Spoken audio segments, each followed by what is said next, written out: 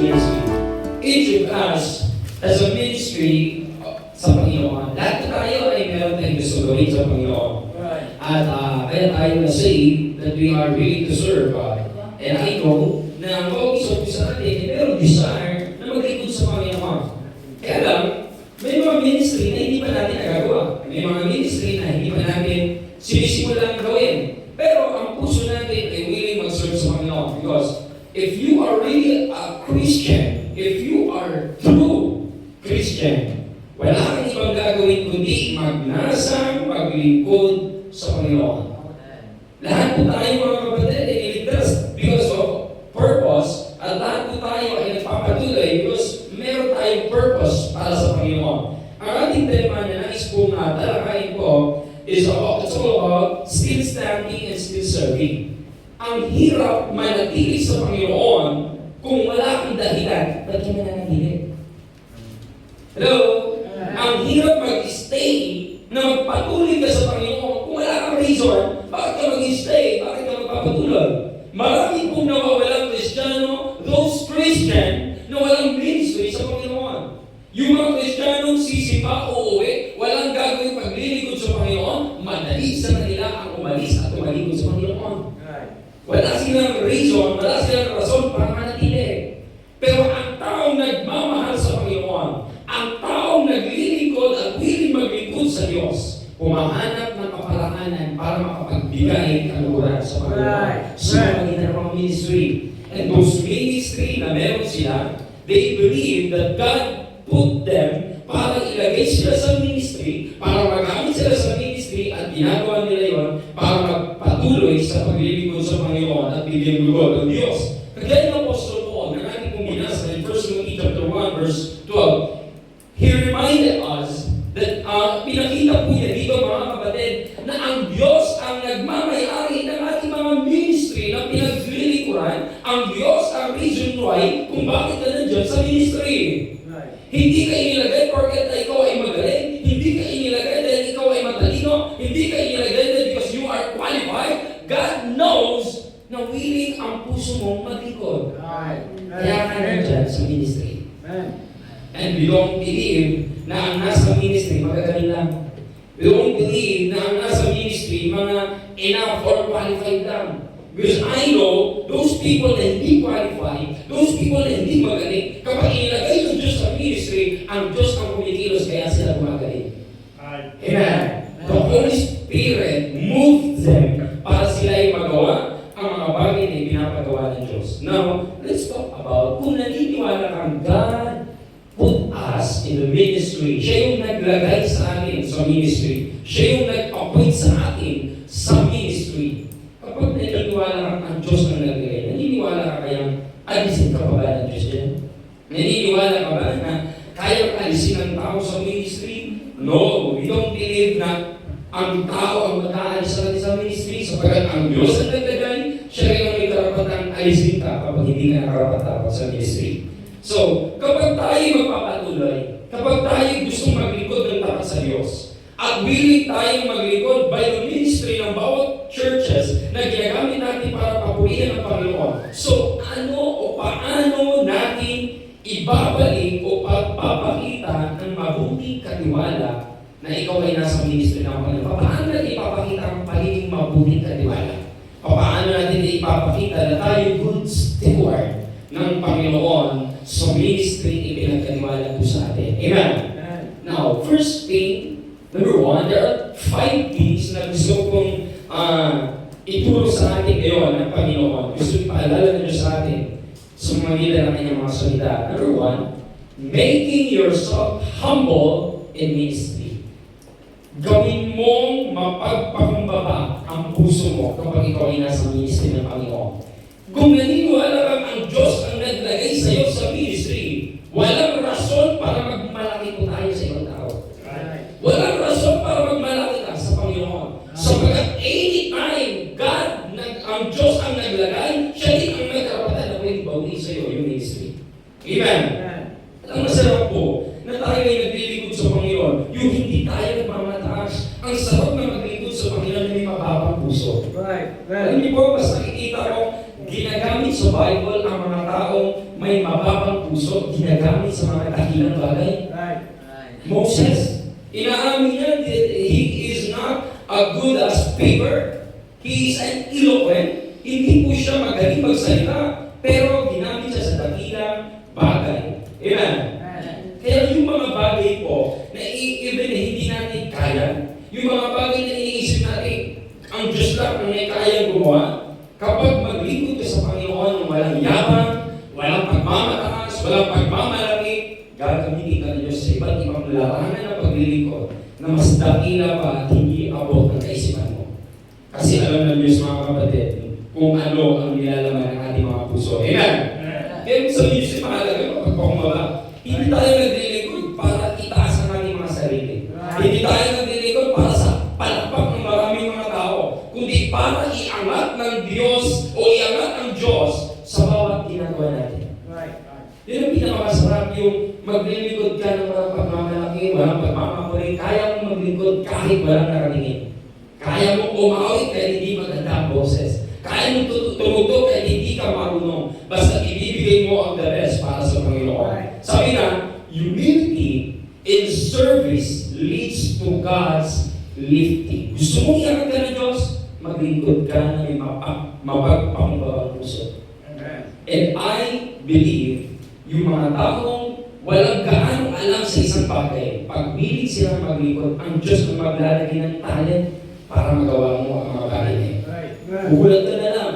Noon, di ka marunong mag-gitara, ngayon marunong ka na. Di ka marunong kumanta, ngayon marunong ka na.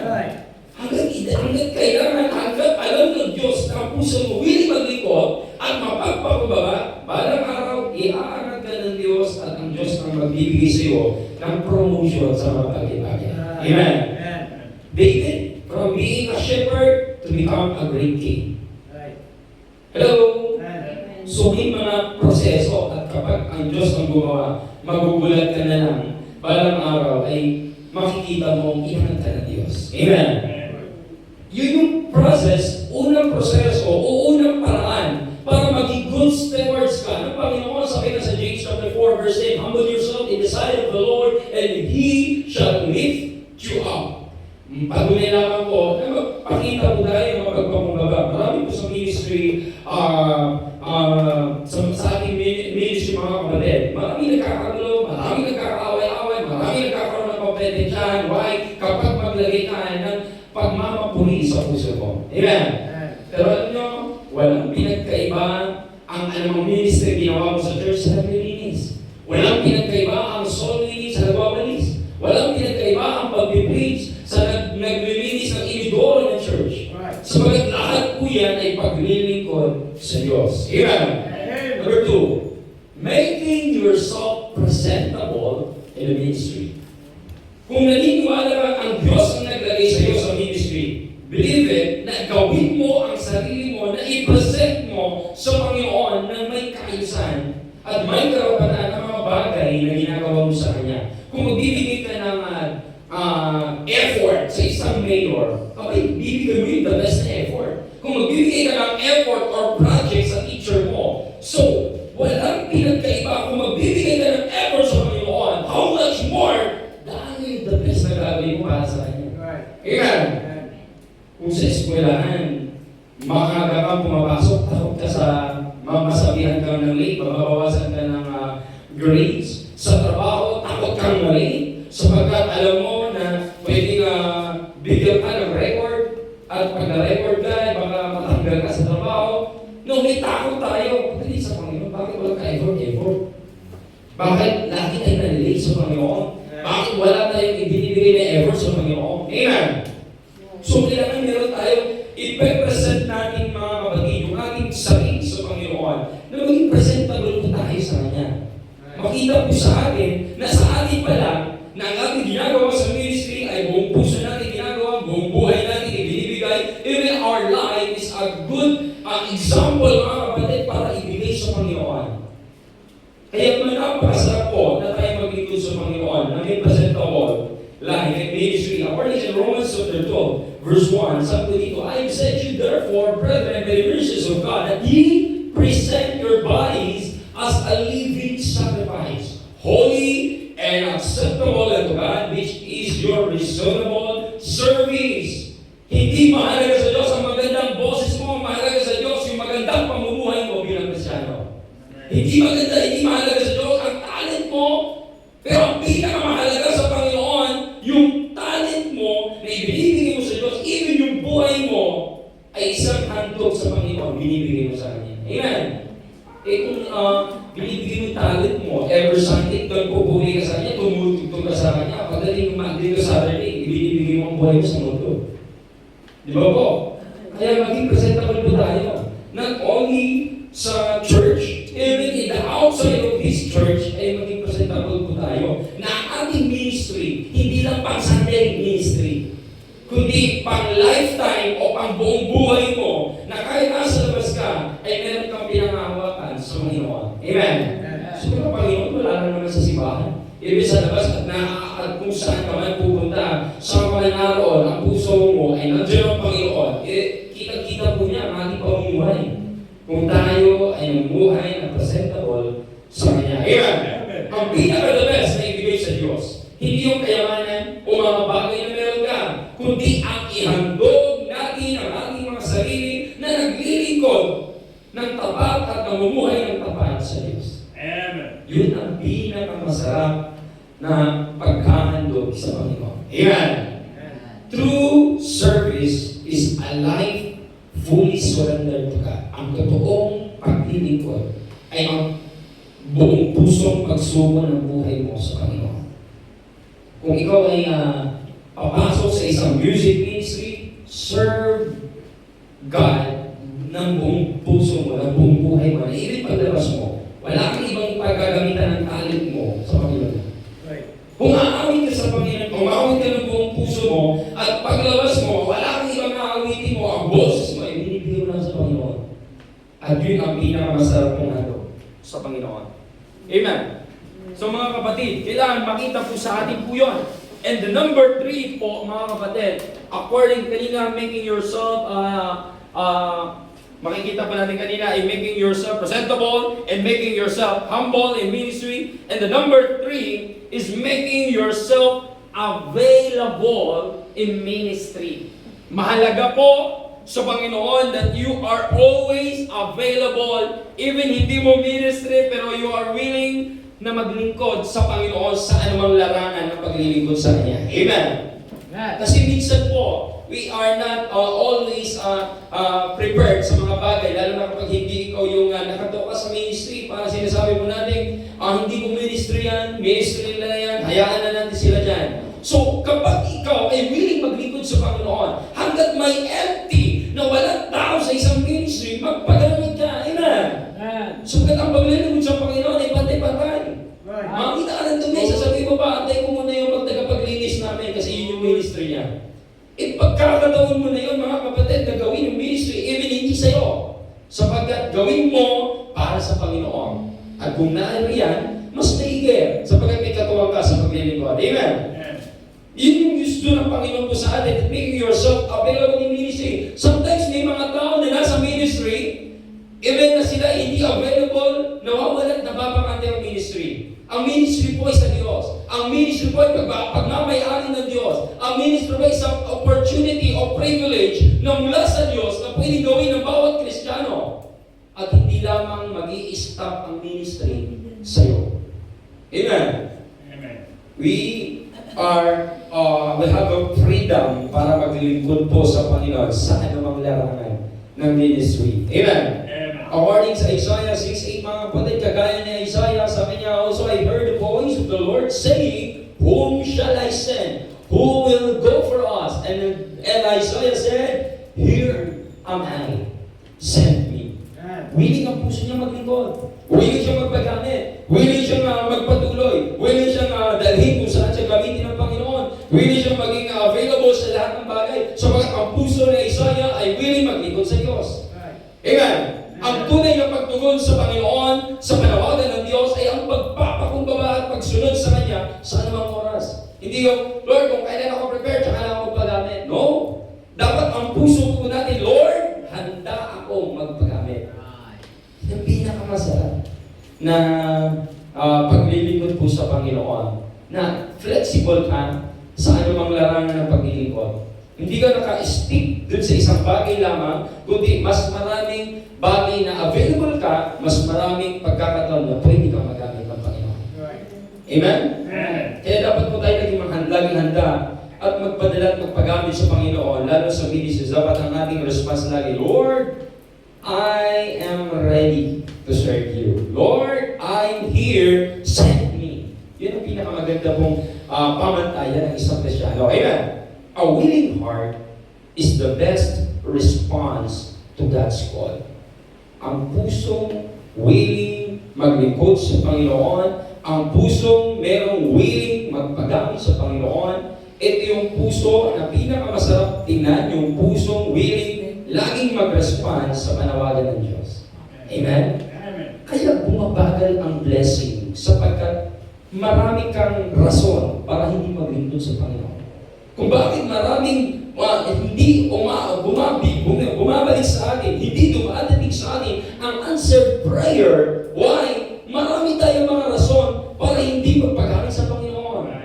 Kung gusto mong malugod ang Diyos sa buhay mo at i-provide niya yung pangangailangan mo, ibigay niya yung mga provision na gusto mo, ibigay niya yung mga kahilingan mo, ituparin niya yung mga prayer request mo. So, you need to prove na, Lord, I'm deserving sa blessing, so I'm here to serve you. Lord, willing ako magpagamit. Lord, willing ako maglingkod. Hindi lang sa blessing, basta maglilingkod ako sapagkat kinikilala kitang Diyos sa buhay ko.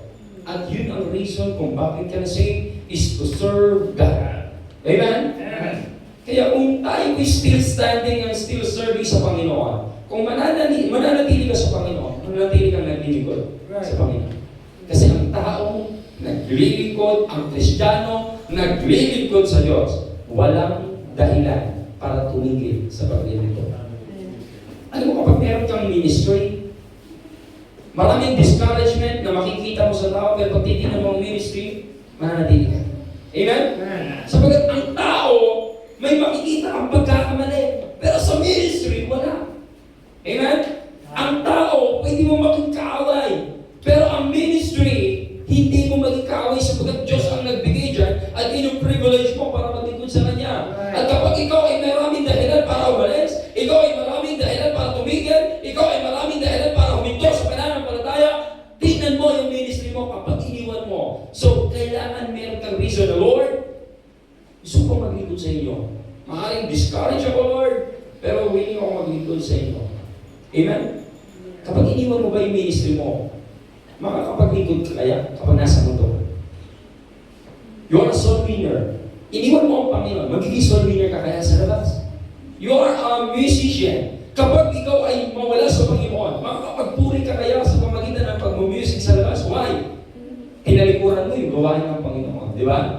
Kaya kung ikaw ay faithful Christian na willing maglingkod sa Panginoon, mahalin mo yung ipinagkatiwala ng Diyos sa iyo. Because we are good stewards ng Panginoon. Pinagkatiwalaan na po tayo.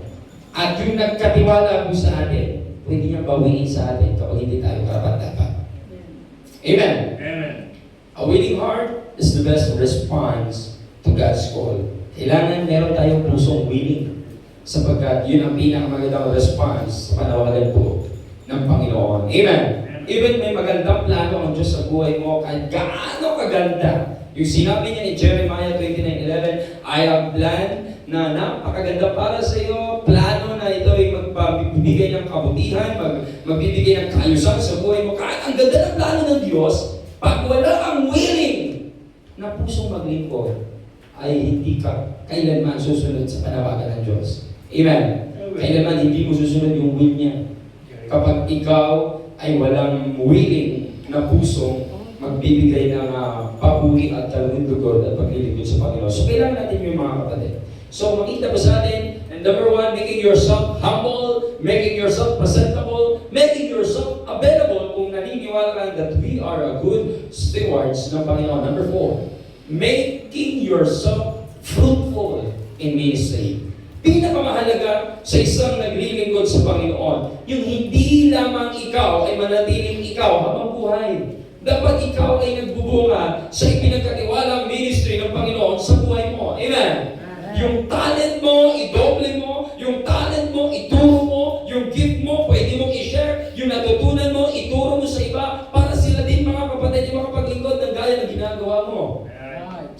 hindi habang buhay ay available ka. At hindi habang buhay kaya mong gawin.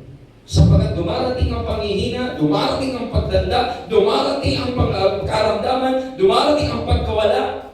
Pero ang tanong, kapag wala ka at hindi mo itinuro sa iba, papaano yung pagkakataon ng ibang maglingkod din, kagaya ng ginagawa mo? Amen?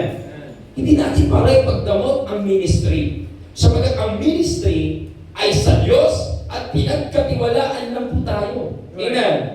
And all you have to do is to be fruitful, maging disciple ka, mag-disciple ka, magturo ka, mag-multiply ka, sapagkat ang mga bagay na ginagawa mo sa Panginoon ay hindi lamang manatili nga po sa atin, sapagkat may privilege at opportunity din po itong pagkakataong ibinibigay sa maraming naglilingkod o mananampalatayang gustong maglingkod sa Panginoon. Amen? And 1 Peter, sabi nga po dito, in 1 Peter chapter 4, verse 10, as every man hath received the gift, even so minister the same one to another. Yung sinabi kong minister the same one to another as good stewards of the Lord, of the manifold grace of God. Isang paalala po ito ng Diyos na ang kaloob na galing sa Diyos ay para ipagamit, hindi po para itago, hindi para angkinin, hindi para ipagdamo, sapagkat napakalagang ituro din natin sa iba.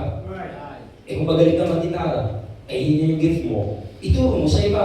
Magaling ka kumanta, bigyan mo rin ang iba ng pagkakataon kumanta. Turuan mo din sila. Magaling kang tumugtog, magturo ka sa kanila. Magaling ka sa song leading, ituro mo rin sa iba. Magaling ka sa pagtuturo ng mga bata, magturo ka rin ng iba.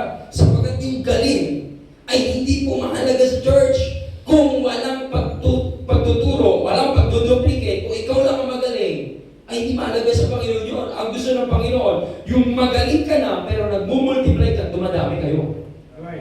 At mas marami ang nagagawa ng sama-sama at marami kang kasama. Yan ang pinakamasarap. Making yourself fruitful. Making yourself na mag-duplicate ka sa ministry. Kaya mahalagang pagtuturo. Ang bawat isa sa atin ay binigyan ng Diyos sa kanya-kanyang kaloob na ang layunin nito ay para sa hindi lang para nakafocus na tayo lang sa sarili habang buhay, kundi isang bagay po na makapaglingkod din ang iba. Amen. Kaya pag meron tayong pagkakataong ituro mo. Kung may pagkakataon kang makatuwang, magpatuwang ka. Kung may pagkakataon na may makasama ka, magkaroon ka ng kasama. Why? Sapagkat darating ang araw pag wala ka, at least may kasama kang gumagawa. Right. Amen. Ang mahirap po sa atin, pag kasama mo ng gumagawa, naging kompetensya mo eh. Ang mahirap po sa atin, kapag meron kakatuwa sa ministry, kinakaaway po natin. Hindi po tayo nag-aangkin ng ministry. Hindi po tayo nagkukuhaan ng ministry. Hindi po tayo nagkukompetensya sa paglilingkod, sapagkat tayo ay naglingkod para sa Panginoon at ang ministry ay sa Panginoon. Amen. At gagawin natin ito ng may kaayusan sapagkat ito'y sa Panginoon. Kaya tayo po ay mga katiwala lamang ng biyaya ng Diyos. Kaya dapat natin itong gampanan at ituro ang ministry sa iba upang magpatuloy ang gawain at may katuwang ka habang ginagawa mo ang mga bagay nito. Yan ang pinakamasarap sa ministry. Kaya napakaganda. Tingnan niyo po ang example lang. Kung ikaw yung unang nagwawalis, ikaw lang nagwawalis, nagturo ka paano magwalis. May dalawa na kayo nagwawalis. Nagturo ulit kayo. Ba meron ng mga nagwawalis din? Pag dumami kayo nagwawalis, di ba magaan? Hindi po kompetensya yun. Hindi po para magalit ka. Kung bakit, halimbawa, pwede ka bang magalit? Sabihin mo ba sa mga, bakit nagwawalis ako lang pwede dyan? Hindi pwede yun. Why? May katuwang ka sa ministry. Yun ang masarap. Amen? Kaya ang Panginoon, nagbibigay sa atin ng privilege to serve Him. And any part na pwede tayo maglingkod sa Kanya, magpagamit po tayo. Nagkataon lang na may gift at magaling ka dyan. Ituro mo. Amen?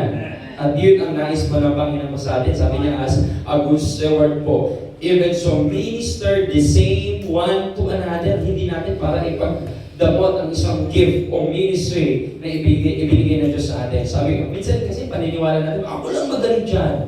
Kapag ako nawala dyan, wala na rin yan. Yun ang paniniwala ng Kristiyano eh.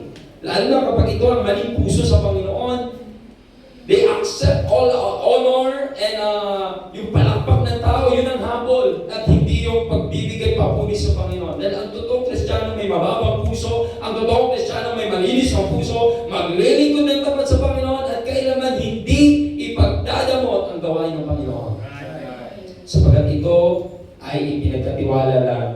ng Panginoon. Amen? And number 5, making yourself joyful in ministry. Not only maging humble ka sa ministry, not only maging presentable ka sa ministry, not only maging available ka lang sa ministry, not only maging fruitful ka lang sa ministry, the last thing na kailangan mong gawin in ministry is magalak ka habang naglilingkod sa Panginoon. Abay, ano nyo po? Kahit anong galing mo sa ministry, kapag ikaw ay hindi na masaya, iiwanan mo yan. Hello? Iiwanan mo yan at darating ang araw kapag ang galak mo ay nasa mundo na, ang kasiyahan mo ay nasa mundo na, darating ang araw, madali sa iyong iwanan ng ministry at punta ka na sa mundo. Sapagkat sa church, hindi ka mapapalakpakan. Sa church, hindi ka mapapapurihan. Sa church, hindi ka kakatuwaan ng marami. At sa mundo, maraming papalakpak sa'yo doon. Magiging famous ka doon. Magiging blogger ka doon. Kung ikaw ay magaling sa mga bagay-bagay. Magiging kilala ka doon. Magiging artista ka doon. Kikita ka pa doon. Sa ministry, walang kita. Sa ministry, walang palakpak. Sa ministry, walang papuri. Sapagkat lahat po yun, ginagawa natin sa Panginoon. Kaya ang Kristiyano, ang galak niya, ay naka-establish sa makamundong bagay. Madali sa kanya ang iwan ang ministry. Amen? Kaya ngayon pa ng mga kapatid, kung nagpapatuloy ka sa paglilingkod sa Panginoon, magpatuloy ka at maglingkod ka ng may galak. Kaya meron tayong awitin, may galak ang maglingkod kay Kristo. Sapagkat ang pinakamasarap ng paglilingkod, yung even nahihirapan ka na, pero masaya ka ba? Even dinediscourage ka, pero nagpapatuloy ka ba? Even yung may lungkot ka, pero pag ginawa mo isang ministry, ay napapahinga ka, napapayapa ka. Ilan sa mga ka-church natin, kapag tinatanong mo, brother, nagiging burden ba sa iyo ang ministry? Hindi po, sapagkat sa tuwing ako ay nasa church, sa tuwing ako ay maglilingkod sa Panginoon, nagagalak po ako at napapahinga po ako. Amen? Kaya isang bagay po yun, na pinakamasarap kong makita po sa atin, na ang ating kagalakan ay nakatuon sa Panginoon. Kasi kapag nakatuon sa mga bagay-bagay, darating ang araw mga kapatid, iiwanan mo yan. Ang isang paglilingkod mo sa Panginoon. Kaya ngayon pa lang, kung maglilingkod ka, itama mo na yung motibo mo sa paglilingkod. Hindi ka lang umaattend sa church because of happiness. Hindi ka lang naglilingkod sa Panginoon dahil may pumapalakpak sa iyo. Hindi ka lang umaawit sa Panginoon dahil maganda ang boses mo. Hindi ka lang naglilingkod sa Panginoon sapagkat magaling ka sa mga bagay na yan. Sapagkat darating ang araw kapag hindi ka na napapansin at hindi ka na napupurihan, baka iiwan mo yung ministry ng Panginoon. Amen? Kaya dapat i-establish mo yung motibo mo. Kaya sa Panginoon, napakahalaga sa kanya ang motibo. Kahit anong act natin sa Panginoon, kahit anong ginagawa natin sa Panginoon, sabi niya, whatever you do it to the glory of God. Ang motibo mo, Lord, mapapurihan ka sa buhay ko. Amen? Kung ministry mo, hindi ka magaling mo natin. Nag-wawalis ka lang. O nagpupultod ka lang ng inidoro. Nagpupuri ka sa Panginoon. Kita ng Diyos ang puso mo. Ayaw mo. Ipopromote ka ng Diyos dyan. Dati nasa inidoro ka. Ngayon, sa pangalawang inidoro ka na. O di dalawa na inidoro inaalagaan mo. Ay nadagdagan tayo ng CR. Lumang yung church, nagkaroon tayo ng 6 na CR. Abay, ikaw yung tayo pangalaga. Manager ka na ng mga inidoro. Hindi ka ba natutuwaan nun? Ayan. Bukod sa pagbukod, tagamap ka pa. O pinakamasarap ko yun. Dati, pang first floor ka lang nagwawalis. Ngayon, nasa second floor ka na. Hanggang third floor, sa'yo na. Ay, napakasarap ko magbibigay sa Panginoon. Ayan. Pero pag titingnan mo yung pagod, oo, mapapagod ka. Pag titingnan mo yung bigat, oo, magbibigyan ka. Pero pag titingnan mo ang Panginoon, magagala ka. Sapagkat ang naglilingkod ng may galak sa Panginoon, kailanman hindi sumasaging titigil sa paglilingkod. You still serving, still standing. Masarap yung nanatili ka. Masarap yung nanatili ka, pero naglilingkod ka. Amen? Kasi ganito po yan. Ang isang bagay na nag-i-stay, pero walang purpose. Bay, sagaban po yun. Tignan niyo ba? Kung maglalagay ako ng electric fan na ito, ilalagay ko po dyan, pero hindi umiikot, hindi ginagamit. Tapos, bawat daan mo, sagaban, hindi naman nagagamit. O nga, nag-stay, pero hindi naman nagagamit. Electric fan, pero hindi umiikot. Nagiging display, sabihin mo ba? magandang naka-stay dito, ay sagabal eh.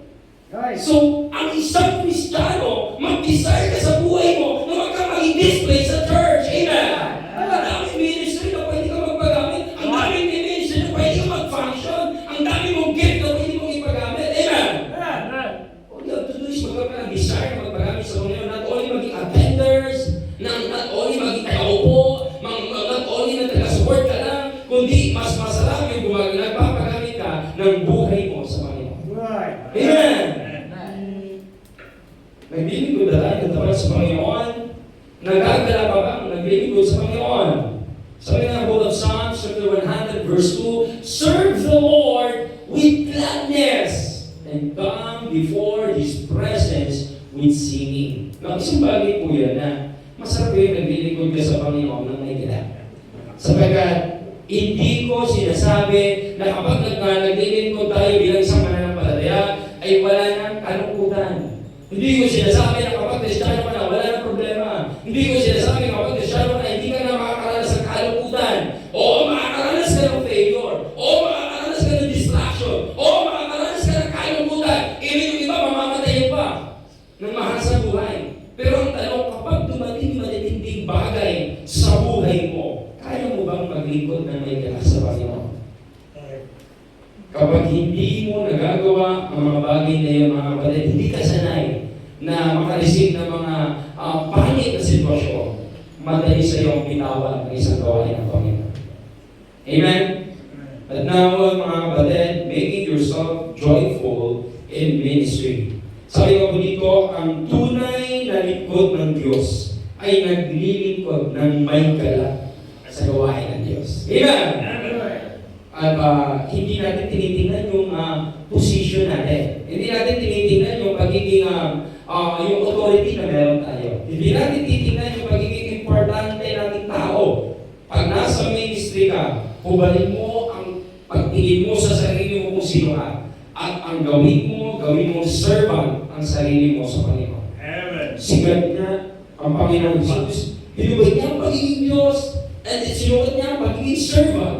Ang tao, servant, hinuhubad na pagiging servant at inilalagay pagiging Diyos.